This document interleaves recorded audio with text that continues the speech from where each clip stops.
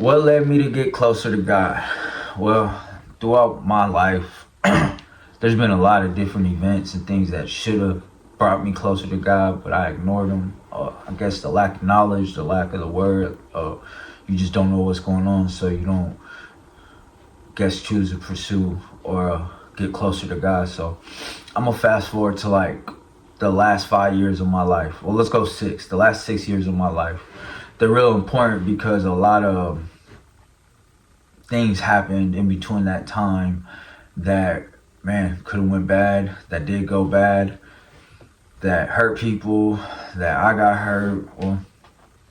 So like my drug use was at an all-time high at that point, and I thought I knew everything. I thought it was just a recreational thing, but I didn't understand the lack of sleep, the just constant usage just basically like turned me to a whole different monster, and I burnt all my bridges with people. I started had no one like around, all my family was just like sick and tired of me at that point.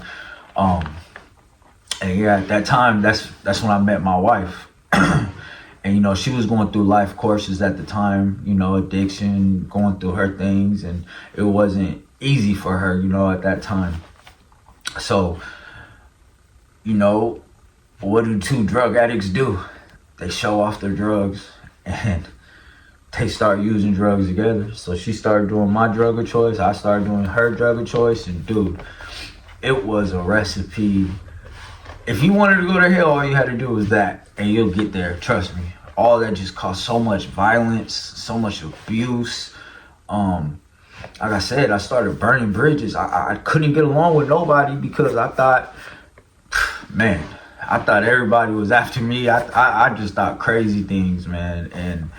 And I put myself in an embarrassing situation because, if you want to get right, one day you'll come out of that and you have to face everything that you've done, said, did, all that.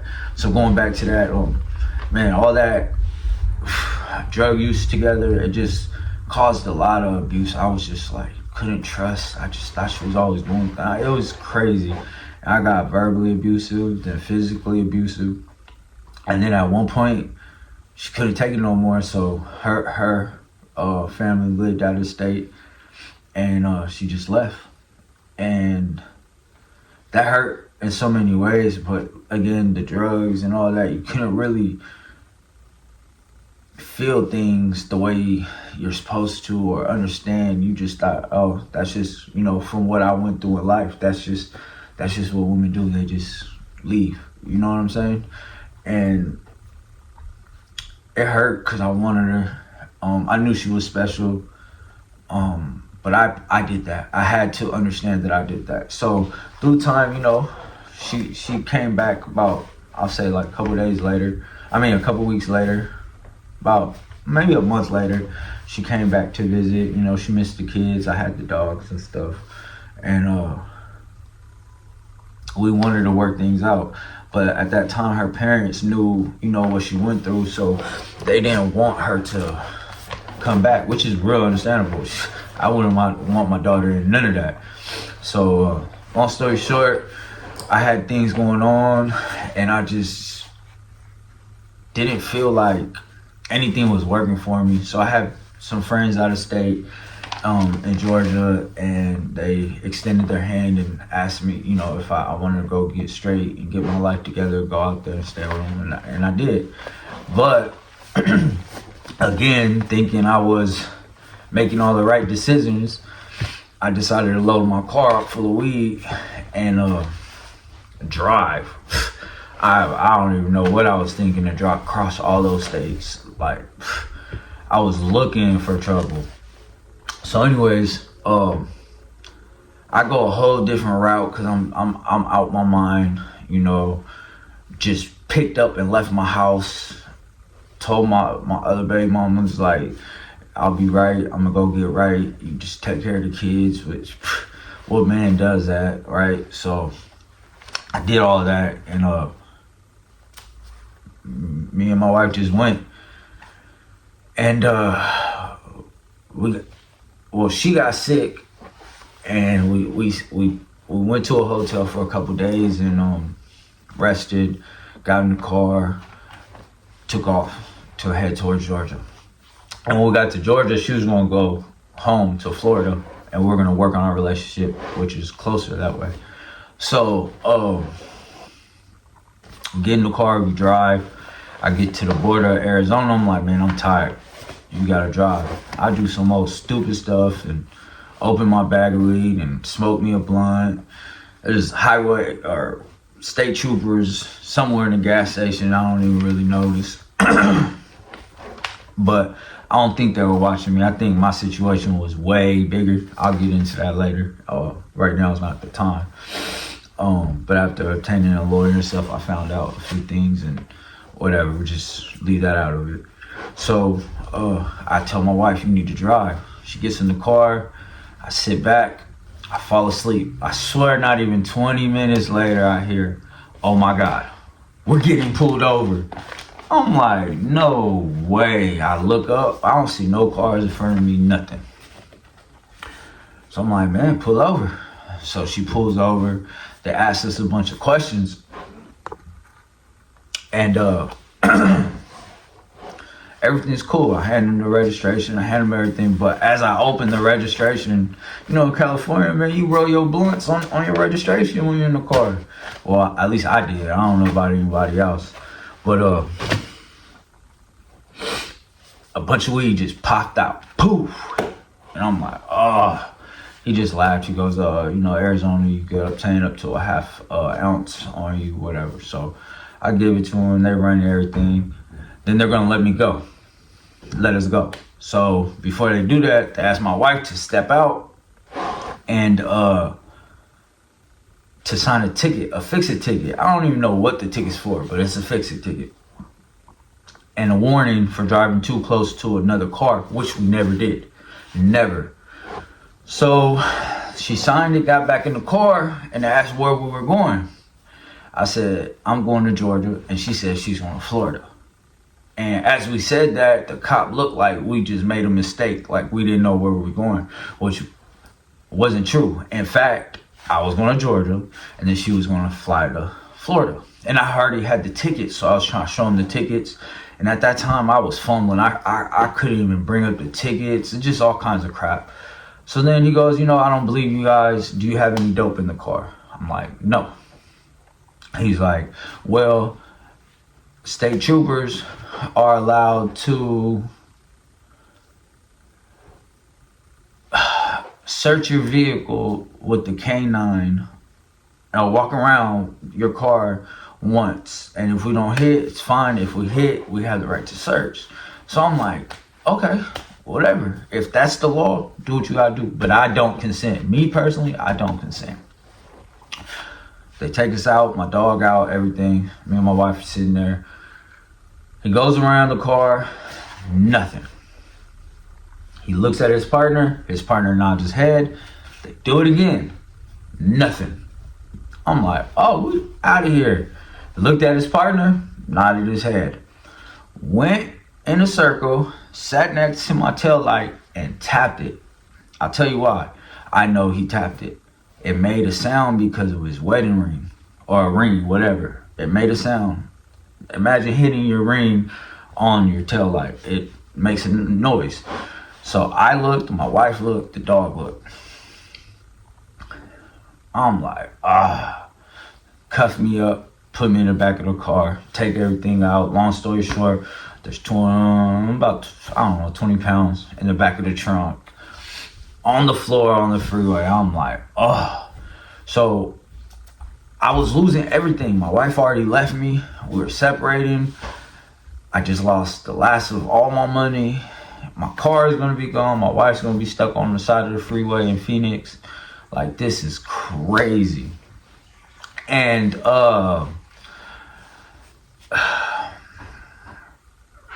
they came back and just was like, hey, today's your lucky day. And I'm like, why? They were like, COVID restrictions, we can't take you to jail, but we have 6 years to file this felony to this address. Just look out for it. And sent us on our way.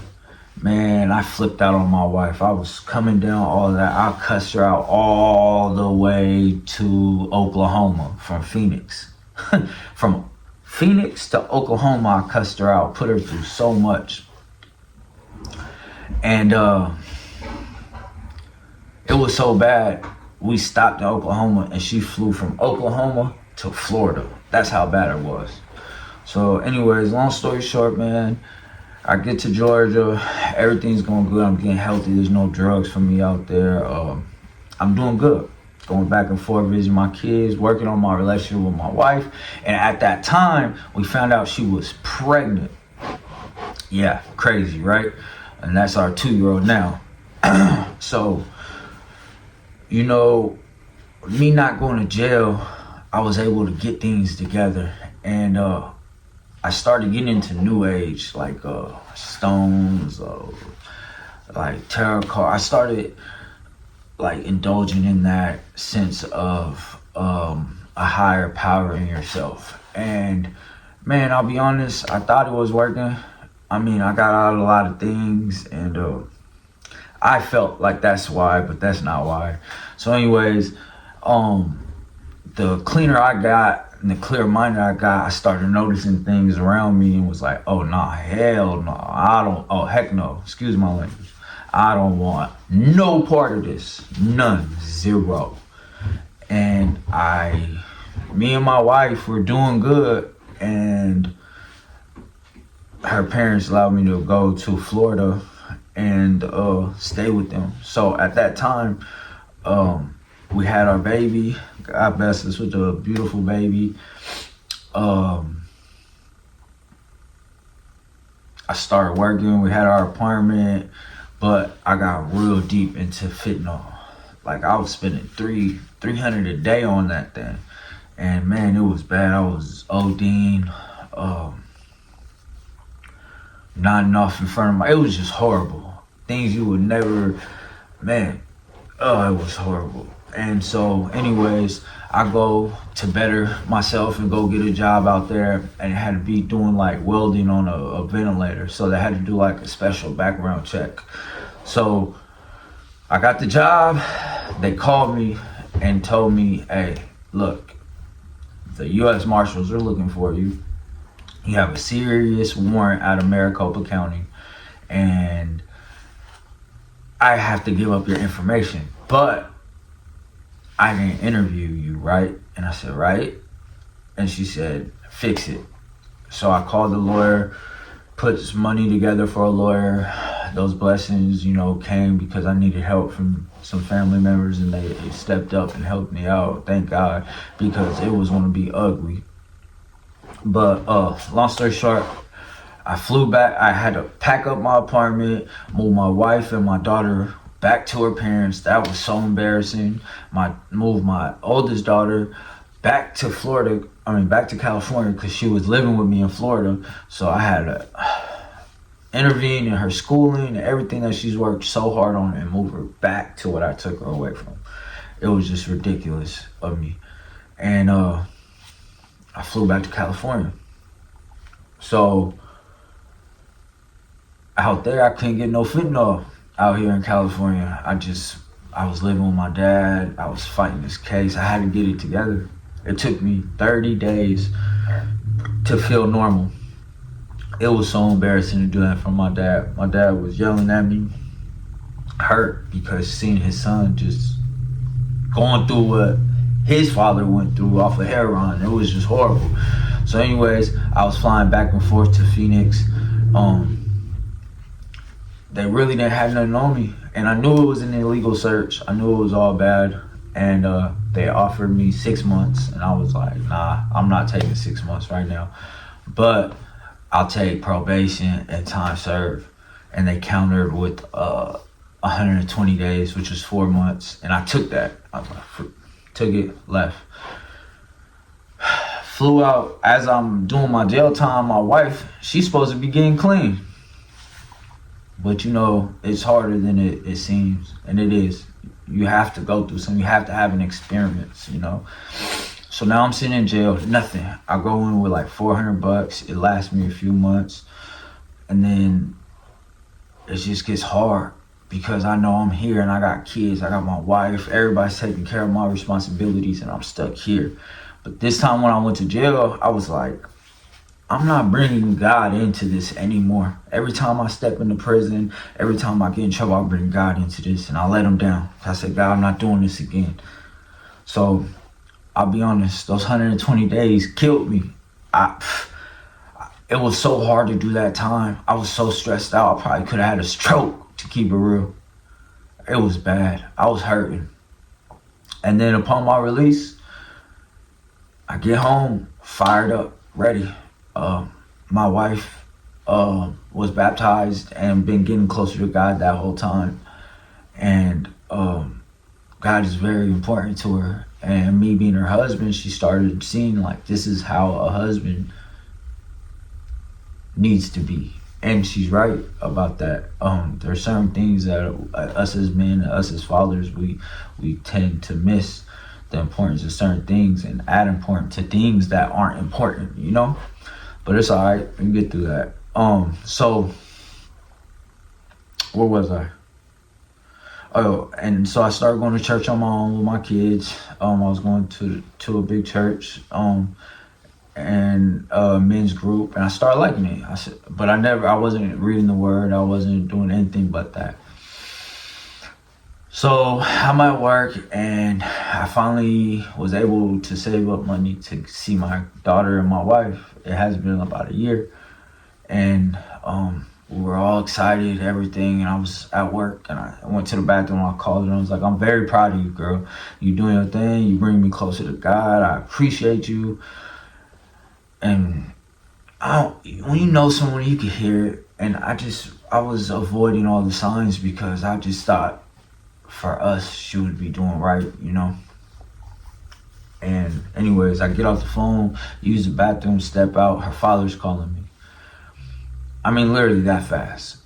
And he's like, man, I just found Sarah. She's unresponsive. The ambulance taking her to the hospital or not, blah, blah, blah.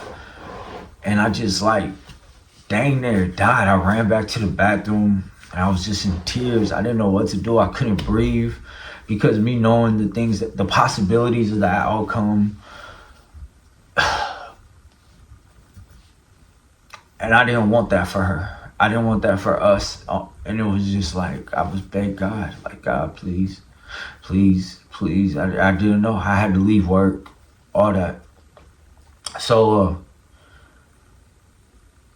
I think 2 days go by or a night. And then she finally calls me, tells me what she did. She said sorry and she apologized. And I just felt like she was drained. And I felt like, oh, this is the event that is going to change everything for her. So long story short,